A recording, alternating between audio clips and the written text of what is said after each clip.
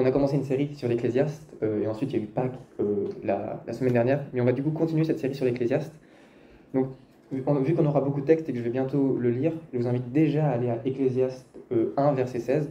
On va pas le lire maintenant, mais au moins vous serez prêts au moment où je vais le lire. Voilà. Je lirai en second 21, pour ceux qui voudront peut-être suivre la même version. Mais avant ça, j'aimerais vous lire une lettre qu'on a reçue. L'auteur, anonyme. On ne sait pas qui l'a envoyé. Mais voilà ce qu'il dit. Que dois-je faire pour que tu viennes? À qui dois-je m'adresser pour te rencontrer? Quoi accomplir pour que tu restes quand nous nous croisons? Je suis fatigué d'attendre après toi, exténué de me battre pour toi. Nuit et jour, mon cœur est bouleversé à l'idée d'être avec toi. Il me dit demain peut-être il sera là, mais rien. Le vide. Je t'ai convoqué dans mes projets, mes biens et mes richesses, mais tu n'as pas répondu. J'ai pris rendez-vous avec toi dans mes relations, mes amis et ma famille, mais tu n'y étais pas. Alors je t'ai invoqué dans mes loisirs, les petites choses de la vie, mais ce n'était pas toi. Et tous, ils parlent de toi. J'ai l'impression qu'ils t'ont trouvé et pourtant, tu n'es pas non plus avec eux. Pourquoi ne viens-tu pas? Où es-tu? Nous crions à toi. Alors la philosophie est venue, elle nous a parlé de toi, comme quoi tu es inatteignable ou alors imparfait, totalement subjectif à chacun. Pourtant, je ressens bien qu'il manque quelque chose. Sa réponse est au mieux triste, au pire mortelle. Du coup, la science est venue nous voir, avec ses grands calculs et ses grandes promesses. Mais ce n'était qu'un vaste mensonge. Elle nous a dit, ça y est, il est là, juste au bout du progrès. Mais leur technologie n'arrive même pas à capter l'écho de ta présence. Alors je me suis posé la question, faut-il faire comme tous ceux qui ont l'air de t'avoir trouvé? La technique de l'autruche, faire comme si tu étais là alors que ce n'est qu'un reflet. Peut-être. Mais l'angoisse me saisit quand j'imagine vivre avec une pâle copie de qui tu es. Il y a aussi tous les autres, ceux qu'on oublie depuis peu. Ils nous disent que tu es avec un être supérieur. Alors j'y suis allé, et j'avoue que j'y ai cru pendant un moment. Je pensais t'avoir trouvé, mais c'est là que je suis retombé. Tu n'étais pas pour moi, et tu n'y étais pas souvent. Alors je doute. Est-ce vraiment toi? Existes-tu réellement? Si oui, viendras-tu? Ou alors nous abandonneras-tu, comme à chaque fois? L'humanité te cherche, pourquoi fais-tu cela? J'ai l'impression que je ne peux être que déçu par toi, car le mieux que j'ai pu constater de toi quand tu n'es pas absent, c'est que tu es toujours en retard et ne prends jamais la peine de rester bien longtemps. Alors bonheur, quelle est ta réponse? Je t'attends. Je sais toujours pas qui est l'auteur de cette lettre, mais j'avoue que je reconnais l'écriture. C'est une écriture humaine, j'en suis sûr. Écrite par toute l'humanité, j'ai l'impression. J'ai même l'impression d'avoir participé. Et j'imagine que vous êtes comme moi dans cette situation, peut-être. Vous avez compris le sujet, ça va être le bonheur et cette quête du bonheur. Je ne sais pas si vous pouvez vous identifier à cette lettre, à ce cri de l'humanité qui cherche le bonheur. Et si vous trouvez que c'est peut-être un peu trop triste, ou un peu trop... un peu trop triste, un peu trop dramatique, bah, j'aimerais vous poser la question, est-ce que vous l'avez trouvé? Si oui, n'hésitez pas. Blaise Pascal, un penseur du XVIIe siècle, nous dit « Tous les hommes, sans exception, recherchent le bonheur.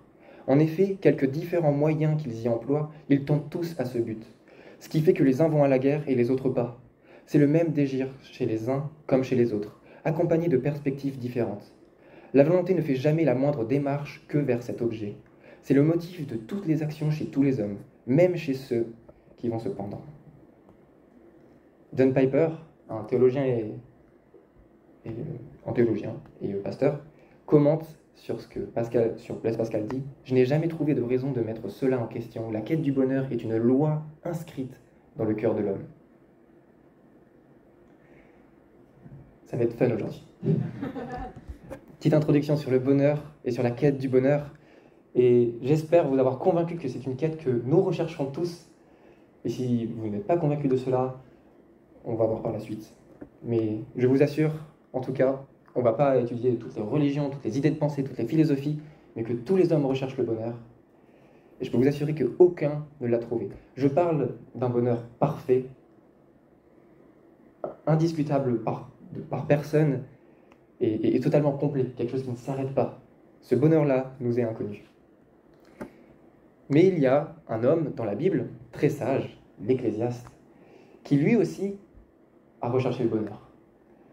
Et on sait, on l'a vu il y a 2 semaines, que cet homme est très sage et qu'il a vécu plein de choses. Donc peut-être que lui, il a une réponse à nous donner sur le bonheur. Donc c'est là qu'on va ouvrir nos Bibles et lire l'Ecclésiaste. Et on va voir son expérience. Qu'est-ce que lui, il a à dire? Qu'est-ce que la Bible a à nous dire sur la quête du bonheur, au travers de ses yeux? Ecclésiaste 1:12 jusqu'au verset 18. Moi, l'Ecclésiaste, j'étais roi d'Israël à Jérusalem.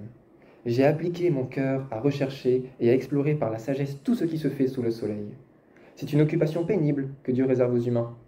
J'ai vu tout ce qui se fait sous le soleil et j'ai constaté que tout n'est que fumée et revient à poursuivre le vent. Ce qui est courbé ne peut pas être dressé et ce qui manque ne peut pas être compté. Je me suis dit, j'ai augmenté et développé la sagesse plus que tous ceux qui ont dominé avant moi sur Jérusalem, et mon cœur a vu beaucoup de sagesse et de connaissance. J'ai appliqué mon cœur à connaître la sagesse, mais aussi la folie et la stupidité.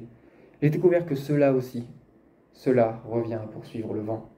En effet, avec beaucoup de sagesse, on a beaucoup de chagrin. Et celui qui augmente sa connaissance augmente sa souffrance. Première expérience de l'Ecclésiaste. Il s'est dit, mais c'est simple, je vais étudier la sagesse et la connaissance, je vais tout savoir sur ce monde. Quand j'aurai une réponse à tous les problèmes, je pourrai régler tout. Et en fait, quand on voit son expérience, la conclusion c'est, mais en fait non, c'est de la fumée.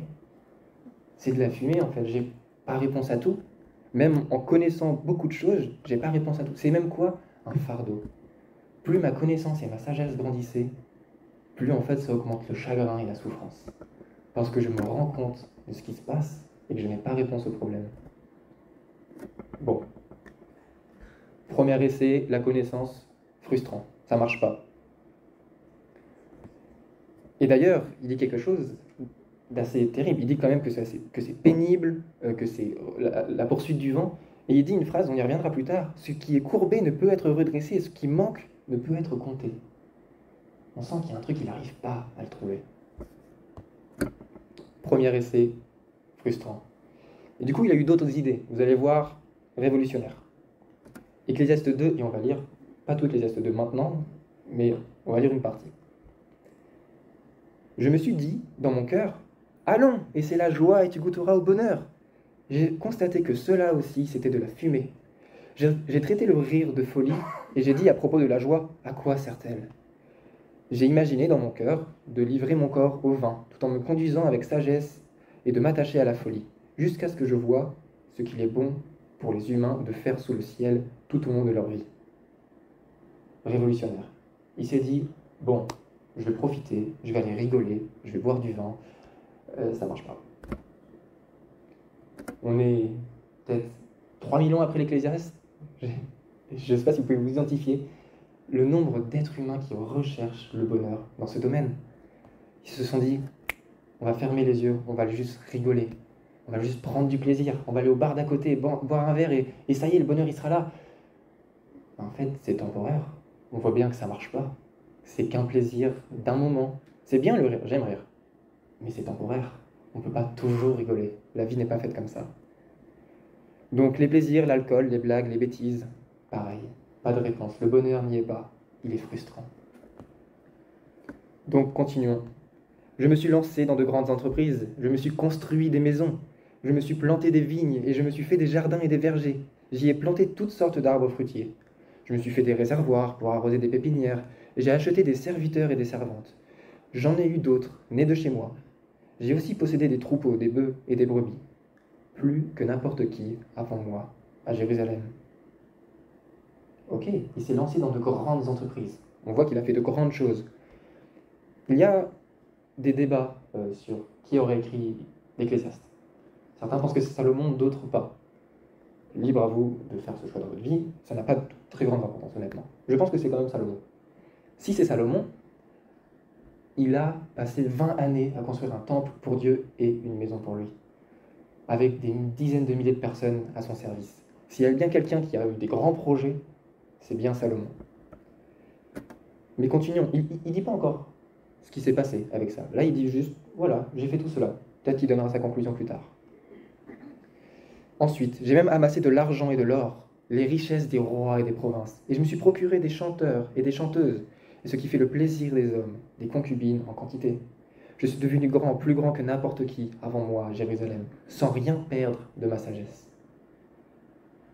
Il s'est dit, je vais avoir de l'argent. Avec l'argent et les richesses, je pourrais combler tout ce qu'il y a. Et quoi d'autre? Pour un homme, des concubines. Encore une fois, si c'est Salomon, 300 concubines, 700 femmes, si je ne me trompe pas. Je pense qu'il a bien essayé. Mais toujours pas de conclusion. Donc voyons voir, avec l'argent, les femmes, les entreprises, les projets dans sa vie, c'est quoi sa conclusion? Peut-être qu'il a enfin trouvé ce bonheur.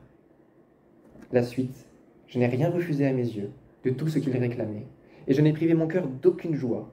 En effet, mon cœur était réjoui par tout mon travail, et c'est toute la part que j'en ai retirée. Puis j'ai réfléchi à tout ce que mes mains avaient entrepris, à la peine que j'avais eue pour le faire, et j'ai constaté que tout n'est que fumée et revient poursuivre le vent. Il n'y a aucun avantage à retirer ce qu'on a fait sous le soleil. J'ai réfléchi, c'est à ce qui caractérisait la sagesse, la folie et la stupidité. En effet, que fera l'homme qui succédera au roi? N'est-ce pas ce qu'on a déjà fait? J'ai vu que la sagesse a sur la folie le même avantage que la lumière sur l'obscurité.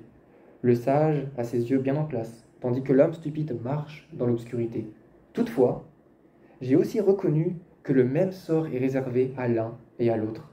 Et je me suis dit dans mon cœur, j'aurai le même sort que l'homme stupide. À quoi m'a-t-il donc servi d'être plus sage que lui? Je me suis dit dans mon cœur, c'est encore de la fumée.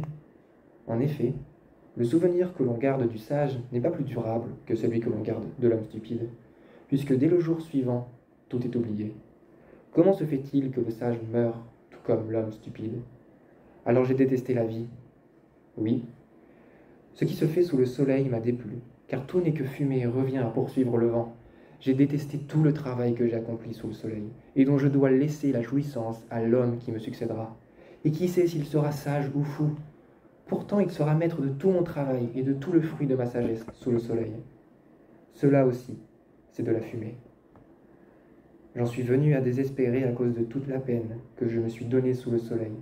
En effet, un homme peut travailler avec sagesse, savoir-faire et succès, et il doit laisser le produit de son travail à un homme qui ne s'est donné aucune peine pour cela. Cela aussi, c'est de la fumée, et c'est un grand malheur. J'espère que vous êtes encouragés. Conclusion de l'Ecclésiaste sur les relations, la sexualité, l'argent, les projets. C'est frustrant. C'est tellement frustrant qu'il arrive à dire « j'ai détesté la vie ». Tout revient à poursuivre le vent, vanité des vanités, c'est son refrain. Rien ne sert à rien, vraiment. Pourquoi se battre au final? Ça, c'est l'expérience de l'Ecclésiaste. Il a tout fait, tout essayé, tout parcouru. Mais il n'a jamais trouvé le bonheur. Il n'a trouvé que la frustration à la fin de tous les chemins qu'il a empruntés. Et d'ailleurs, c'est même pas le plus frustrant. Parce qu'au final, il arrive et il nous dit, mais vous savez, c'est quoi le pire? C'est qu'on va mourir.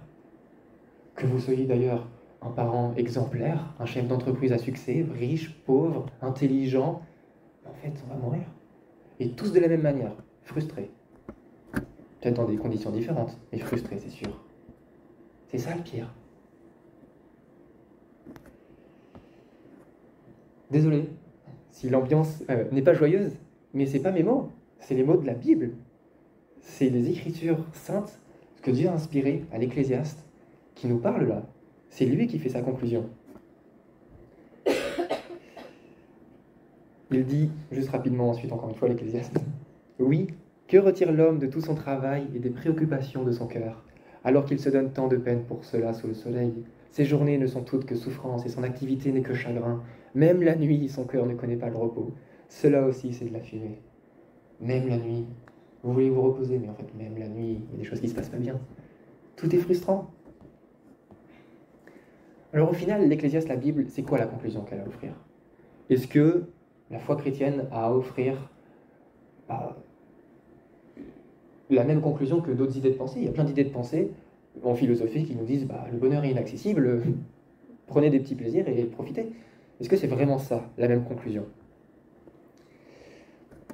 Avec tout le respect que j'ai pour les autres idées de pensée, philosophie et même autres religions, je vous propose qu'on creuse un peu plus loin parce qu'il y a peut-être autre chose à voir, quelque chose d'un peu plus profond. Premièrement, La Bible répond à pourquoi. Pourquoi ce bonheur n'est plus accessible? On n'est pas accessible. On n'est plus accessible.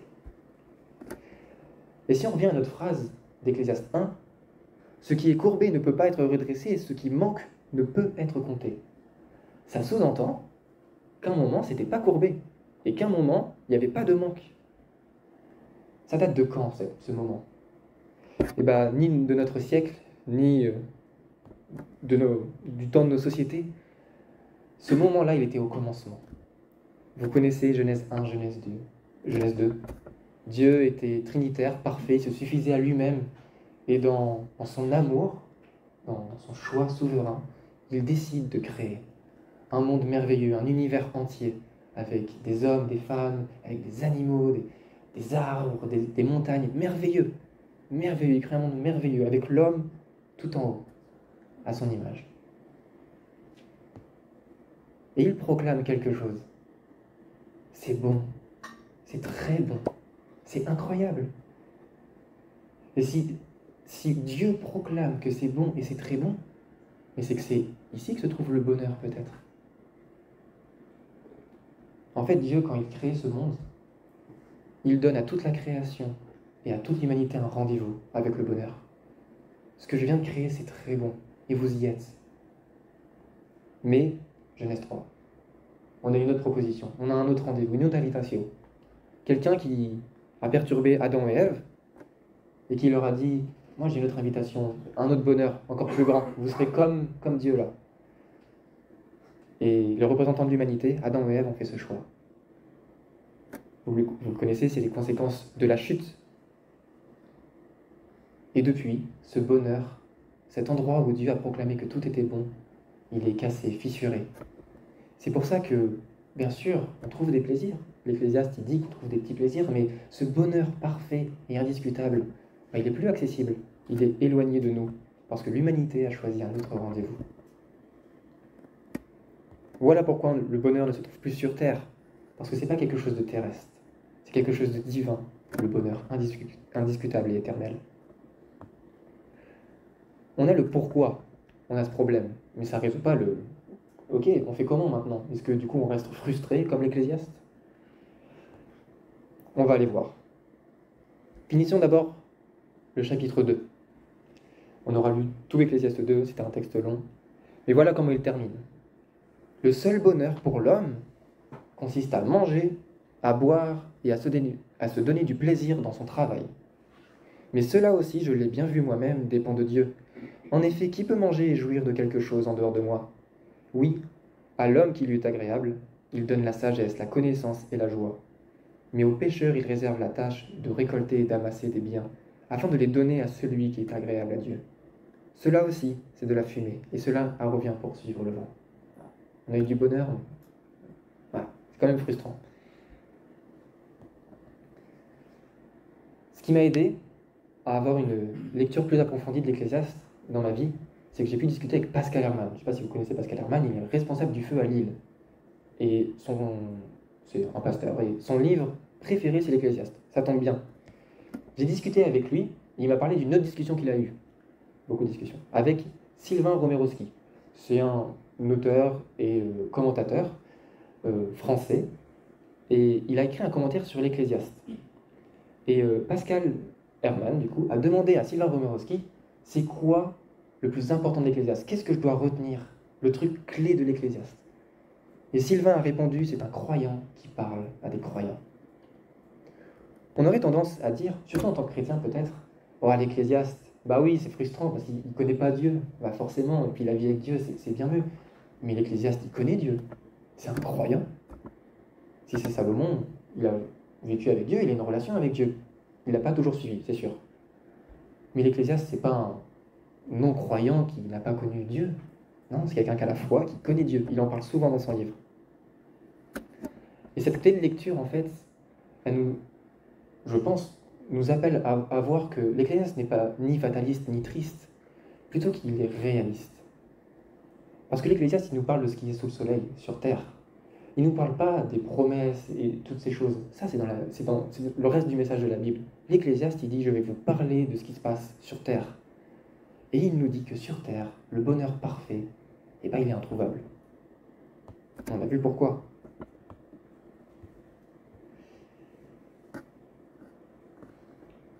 C'est un croyant qui parle à des croyants. Mais si on est croyant, on croit en quelque chose. Et en quoi on croit? Et ça, justement, c'est le reste du message de la Bible. Qu'est-ce qu'a fait Dieu après Genèse 3? Après que l'homme ait refusé son invitation, qu'est-ce qu'il a fait? Eh bien, d'une certaine manière, il a donné un second rendez-vous. Premièrement, il s'est choisi un peuple et il lui a donné la loi. Et il lui a dit, ici, il y a un rendez-vous avec moi. Si tu obéis à toute la loi, ben c'est bon, tu pourras venir. En fait, à ce rendez-vous, il faudrait que tu viennes tout propre, sans aucune impureté, bien habillé, avec un manteau qui est juste. Et il faudrait que tu m'aies respecté de A à Z. Ça, c'est les conditions pour accepter l'invitation et peut-être rejoindre ce bonheur. Bien des personnes ont essayé de faire croire qu'ils avaient rempli toutes les conditions, et on peut encore essayer on peut encore essayer de remplir toutes ces conditions, mais je vous assure que c'est impossible. Parce que si on regarde en détail la loi de l'Éternel, aucun d'entre nous, ici présents, aucun homme sur terre, n'a jamais rempli les conditions pour répondre à cette invitation. Alors son invitation, elle a pris une autre forme. Elle a pris la forme d'un homme, Dieu, d'un Dieu homme, d'un Galiléen du nom de Jésus. Et en fait, Jésus était en même temps homme, en même temps Dieu, et il se trouvait parfaitement à l'intermédiaire entre Dieu et les hommes. Il a marché jusqu'à une croix pour se faire clouer les pieds, il a écarté les bras pour se faire clouer les mains, et c'est à ce moment précis qu'il offre sa vie. Jésus n'avait commis aucun péché, car il était Dieu. Lui, qui était pur, il a pris nos impuretés et donné sa pureté à tous ceux qui croient en lui. Lui, qui était habillé de son meilleur manteau de justice, qui était juste devant Dieu, il nous a habillés de ce manteau-là. Et lui qui avait obéi et respecté Dieu, son Père, de A à Z, depuis toute l'éternité, pouvait donner sa vie en sacrifice. Et à ce moment précis sur la croix, il devient l'horreur du péché. Et Dieu le condamne. Mais à ce point précis de l'histoire, à la croix, c'est là que Dieu donne un second rendez-vous à tout être humain pour le bonheur.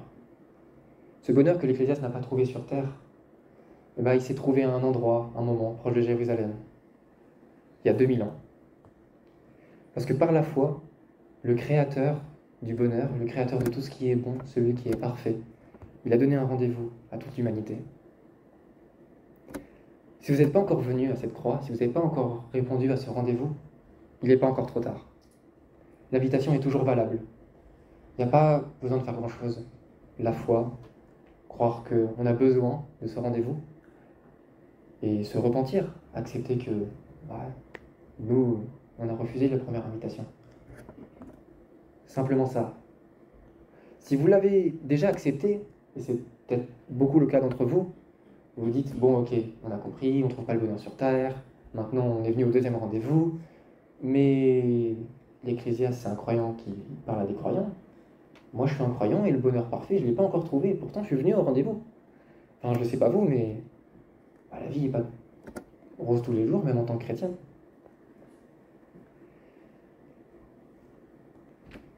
C'est le constat de l'Ecclésiaste, et on va justement voir maintenant comment le chrétien peut vivre une joie différente. Et, désolé si c'était un peu long jusque-là, j'aimerais tout particulièrement qu'on se concentre sur, si vous avez répondu à ce rendez-vous, vous êtes venu à la croix, sur maintenant comment on peut vivre la joie en tant que chrétien. Parce que je m'étais un peu arrêté ici, dans mes réflexions personnelles, et en préparant ce message, j'ai lu un livre, Prends plaisir en Dieu, de John Piper. Et il explique juste ce que la Bible crie haut et fort. Je vous invite à lire votre Bible en premier, et elle explique tout ce que Piper va dire dans ce livre. Mais il explique d'une autre manière ce que la Bible présente. Parce qu'il faut être honnête, en tant que chrétien, on l'a dit, la vie n'est pas toute rose, et en fait, elle peut être aussi assez agréable en étant non-croyant. Parfois, on a l'idée de se dire, quand on va parler à des personnes qui ne croient pas, « Ah, tu verras avec Dieu, tout va bien, je me doute que dans ta vie, ça ne va pas. » Il y en a qui vont répondre, « Non, ça va. Hein. franchement, il y en a, ils font des bonnes actions, ils sont sympas, ils ont une famille, enfin, ils sont pas si différents en soi. Je pense même qu'il y en a, techniquement, on pourrait croire qu'ils sont plus heureux que certains chrétiens. Ça peut être possible. On vit tous par des moments difficiles, et parfois on ne se relève pas de certains chemins qu'on a empruntés. D'ailleurs, l'Ecclésiaste n'est pas un exemple. Et j'espère qu'il est aussi une alerte qui nous dit « J'ai déjà tout essayé, n'y allez pas ». Surtout pour les jeunes, je vous encourage, si vous lisez l'Ecclésiaste, à vous dire « Waouh, il est allé fouiller au fond des poubelles pour que moi j'y aille pas. Donc je vais peut-être aller chercher ailleurs ». Certes, on peut être aussi assez heureux en étant non-chrétien. Mais il y a une joie toute particulière qui est inaccessible à tous non-croyants. C'est celle du pardon de nos péchés, c'est celle de la paix en Dieu, c'est celle d'être accepté et reçu par grâce, par pure grâce, par un Dieu éternel. C'est la joie inestimable de recevoir le pardon de nos péchés. Ça, c'est le premier point. Deuxièmement, la Bible, elle encourage sur un autre aspect, c'est qu'elle ne dissocie pas la souffrance de la joie. Au contraire, à certains moments, la souffrance encourage la joie. Il y aurait plein de textes pour cela, mais un des livres qui, pour moi, chante le plus la joie, ce serait les psaumes. Et vous pouvez être sûr que les auteurs, ils ont vécu sur terre aussi. Ils ont vécu plein de souffrances. Pourtant, je vais lire quelques psaumes, et voici ce qu'ils sont capables de dire. Psaume 16, 11. Tu me fais connaître le sentier de la vie. Il y a d'abondantes joies dans ta présence, un bonheur éternel à ta droite. Psaume 34, 9. Goûtez et voyez combien l'Éternel est bon. Heureux l'homme qui cherche refuge en lui. Psaume 36, 9. Il se rassasie de l'abondance de ta maison, et tu les fais boire au torrent de tes délices. Et un dernier, Psaume 43, 4. J'irai vers l'autel de Dieu, vers Dieu, ma joie et mon allégresse, et je te célébrerai sur la harpe, ô Dieu, mon Dieu. Le Christ lui-même, Jésus, n'a pas dissocié la souffrance de la joie. Dans le Sermon sur la montagne, il commence par « heureux ». Heureux quoi? Ceux qui vont faire plein de choses, heureux ceux qui sont tristes, heureux ceux qui sont faibles, heureux ceux qui ont vécu l'injustice. C'est ça qu'il dit. Pourquoi? Parce qu'il y a une espérance future. Mais il ne dissocie pas la souffrance de la joie. Au contraire, en Dieu, il y a quelque chose d'assez incroyable qui se passe. C'est que la souffrance se transforme en joie. Elle est un moyen de louange. Jusque-là, je pense qu'on est encore assez d'accord. Peut-être que c'est des choses que vous ne découvrez pas. Et c'est là que je vais parler du coup de ce livre. Je n'ai pas ni l'éloquence ni l'intelligence de John Piper, donc je vais être honnête, je vais lire des passages qu'il a clairement écrits, ça ne vient pas de moi, et je vous encourage à le lire.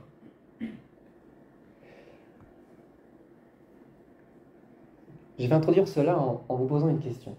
Vous n'êtes pas obligé de répondre, vous pouvez répondre.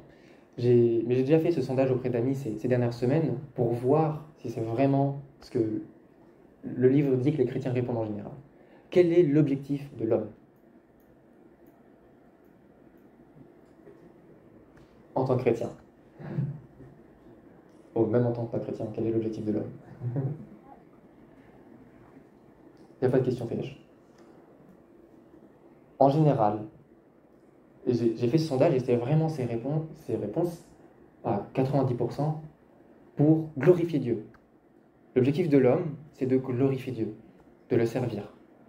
Et si on creuse un peu, pourquoi? Pour ce qu'il a fait, son sacrifice à la croix, pour qui il est Dieu, il est celui qui mérite toute gloire. Et voilà. Et c'est une réponse merveilleuse. Si déjà on pouvait donner cette réponse tout le jour de notre vie, c'est incroyable. C'est une réponse incroyable. Si on a déjà compris que le but de l'homme, c'est de glorifier Dieu, c'est pour ça qu'il est créé, c'est merveilleux. Mais ce livre, et je pense la Bible, nous présente une phrase qui complémente cet objectif. L'objectif de l'homme, c'est de glorifier Dieu en prenant plaisir en lui. Et ça paraît peut-être anodin, mais ça change absolument tout. Piper, voilà comment il décrit qu'il a découvert cette idée de prendre plaisir en Christ. Il cite C.S. Lewis, beaucoup de citations au final, et voici ce qu'il dit. Voici sa démarche pour comprendre cela. à propos du bonheur. S'il se cache dans les recoins de la plupart des esprits modernes, l'idée que le désir de notre propre bonheur et l'espoir de sa jouissance sont coupables, je crois qu'une telle notion est imputable à Kant ou aux stoïciens, car elle est étrangère à la foi chrétienne. En fait, si nous considérons dans les évangiles les promesses extraordinaires de récompense et la nature exceptionnelle de celle-ci, nous pourrions penser que notre Seigneur juge nos désirs non pas trop audacieux, mais plutôt trop modestes. Nous sommes des créatures qui se contentent du médiocre, qui courent après les boissons, le sexe et la gloriole, alors que les joies infiniment plus élevées leur sont offertes. Nous ressemblons à un enfant qui persiste à vouloir trouver son bonheur en faisant des pâtés avec la boue au bord d'une flaque d'eau et qui refuse un séjour au bord de la mer parce qu'il ne peut le concevoir. Nous nous satisfaisons à bon compte trop facilement.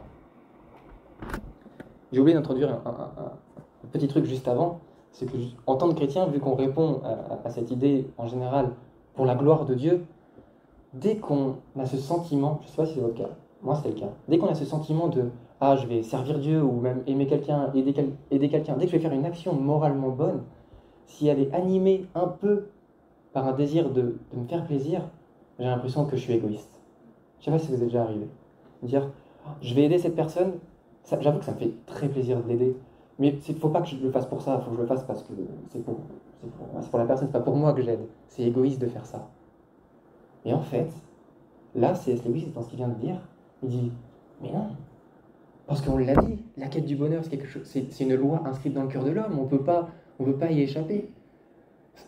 Ça serait fou de se dire « je vais faire une action moralement bonne et je ne rechercher aucun plaisir là-dedans non plus ». Et en fait, Lewis, il dit pas qu'on est toujours insatisfait des choses que l'on fait, etc. En fait, on est trop facilement satisfait. Il ne nous dit pas arrêtez de chercher le bonheur et juste servez Dieu. Il dit mais non, servez Dieu et recherchez-le bien plus que vous le cherchez avant. En fait, vous ne le recherchez pas assez. L'erreur, c'est pas que vous le cherchez trop, c'est que vous ne le cherchez pas au bon endroit. Mais cherchez le bonheur, cherchez le plaisir, vous avez été créé pour ça. C'est ce que Dieu a proclamé, que tout est bon. Vous avez été créé pour... vous avez été créé pour vivre le bonheur. Le désir du bonheur n'est pas une mauvaise chose, c'est pas un désir que l'on doit éteindre et qui est mauvais. En fait, c'est un désir que l'on doit chercher encore plus ardemment au bon endroit. La suite de la démarche de Piper se trouve juste après.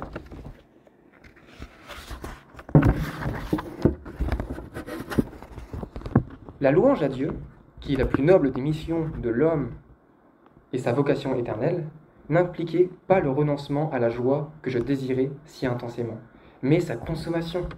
Dans mes efforts d'autrefois pour adorer sans y chercher un intérêt personnel, je découvrais maintenant une contradiction dans les termes.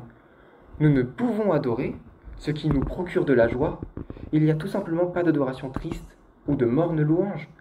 Un nom caractérise l'attitude de celui qui s'efforce de louer sans qu'il trouve sa joie dans l'objet de ses louanges, l'hypocrisie. La découverte, peut-être la plus libératrice que j'ai faite, fut de comprendre que louange et plaisir consommé étaient indissociables, et que l'objectif le plus élevé proposé à l'homme est de goûter avidement à ce plaisir.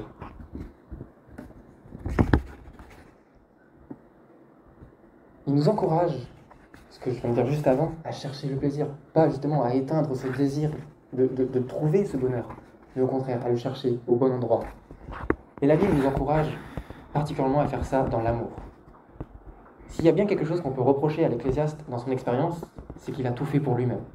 Il a cherché le bonheur pour lui, il a fait des entreprises pour lui, il était avec des personnes pour lui et lui seul. Et la Bible, c'est pas du tout ça le message qu'elle donne. Elle nous dit d'abord de nous tourner vers un Dieu grand et majestueux, et qui nous dit d'aimer les uns et les autres. Le bonheur, la quête du bonheur, ne sera satisfaite que dans l'amour qu'on porte à Dieu et qu'on a les uns envers les autres. Et c'est même d'ailleurs cet amour-là qui va alimenter cette quête du bonheur. Je vais terminer avec une dernière... la fin du cheminement de John Piper dans cette idée. Le bonheur du chrétien est une philosophie de la vie qui s'appuie sur les 5 convictions suivantes. L'aspiration au bonheur est une expérience humaine universelle. Elle est bonne et non mauvaise. Nous ne devons jamais tenter de nier notre désir de bonheur ou lui résister comme si c'était une impulsion mauvaise. Efforçons-nous plutôt d'intensifier cette aspiration et de la nourrir de tout ce qui est susceptible de lui procurer la satisfaction la plus profonde et la plus durable. Le troisième point est important. Le bonheur le plus profond et le plus durable ne se trouve qu'en Dieu. 4. Le bonheur que nous trouvons en Dieu atteint son sommet lorsqu'il est partagé avec d'autres personnes selon les voies variées de l'amour. Et 5. Dans la mesure où nous cherchons à renoncer à notre propre plaisir, il nous sera difficile d'adorer Dieu et d'aimer le prochain. En d'autres termes plus positifs, la recherche du plaisir fait nécessairement partie de toute adoration et de toute action vertueuse. Ainsi, le but principal de l'homme est de glorifier Dieu en faisant sans cesse de lui sa joie. Je ne sais pas si j'étais très clair dans toutes ces explications. Mais moi, ça m'a bouleversé. De me dire que, en fait, c'est pas juste j'ai le droit d'être heureux, c'est que je dois être heureux. La Bible nous appelle à... la quête du bonheur est un devoir. Nous devons chercher à être heureux, parce que nous avons été créés pour ça. Bien sûr, l'Ecclésiaste nous apprend que le chercher dans toutes les choses futiles, en fait, ça va juste devenir une idole, et on va se perdre. Mais c'est pour ça qu'il peut dire que si on a une relation avec Dieu, et qu'on prend plaisir en lui, parce qu'on a le droit, parce qu'on a le devoir, en fait, le bonheur de l'homme, c'est de manger, de boire, de travailler, et de faire plein d'autres petites activités, de petites choses.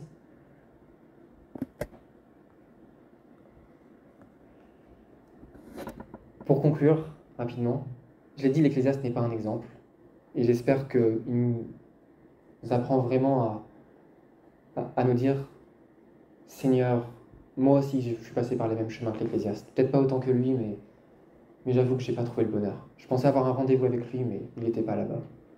Le seul bonheur parfait et durable, il est auprès de toi, et dans tes promesses qu'un jour d'ailleurs, en fait, il régénérera nos corps, la terre et toutes choses.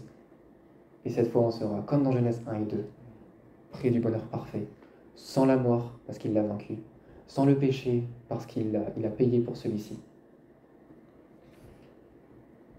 Mais l'Ecclésiaste, du coup, n'est pas un exemple. Au contraire, je nous invite à peut-être avoir cette prière du psaume 139. « Seigneur, vois si je suis sur une mauvaise voie, et mène-moi sur la voie de l'éternité, si je ne suis pas sur la bonne voie. » Si vous êtes passé par ces chemins, l'Ecclésiaste nous dit qu'il y a...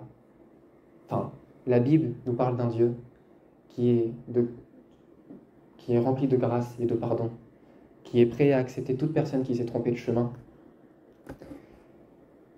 Et les promesses du monde à venir sont peut-être d'autant plus belles parce que faut pas croire que l'Ecclésiaste en est sorti indemne de tout ce qu'il a parcouru. Non, il a vécu beaucoup de souffrances. Et parfois, on s'en sort pas de toutes ces choses-là. Parfois, on a du mal à s'en relever, même en tant que chrétien, même en connaissant Dieu.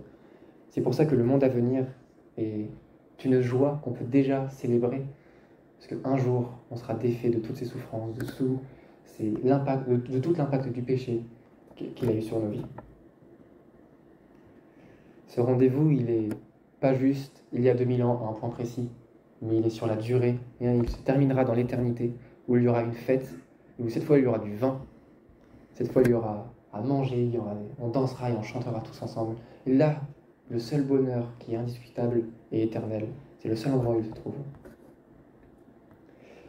C'est le bonheur que Dieu désire pour nous, en lui et lui seul. J'espère que j'ai été assez précis, désolé. Je vais finir par prier et après je serai avec toi.